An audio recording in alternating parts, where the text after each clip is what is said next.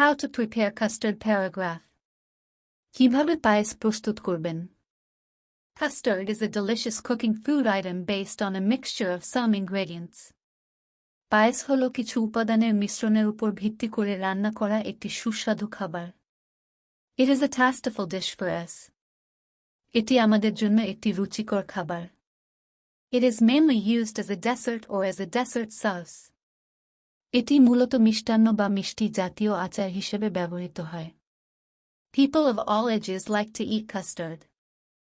সব বয়সের মানুষই পায়েস খেতে পছন্দ করেন।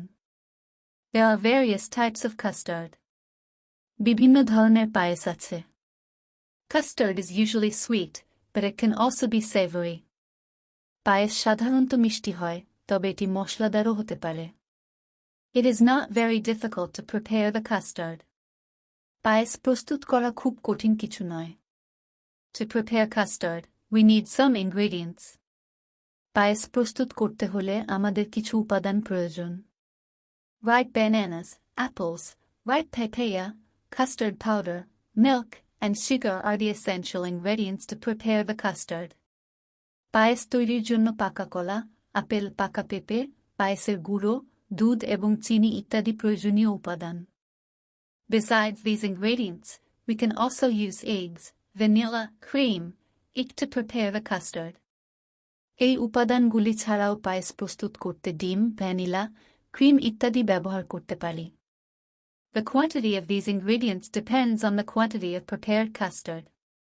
এই উপাদানগুলোর পরিমাণ পায়েসের পরিমাণের উপর নির্ভর করে। We have to follow some steps to prepare the custard. পায়েস প্রস্তুত করতে আমাদের কিছু ধাপ অনুসরণ করতে হবে। First, we have to wash the fruits and peel them.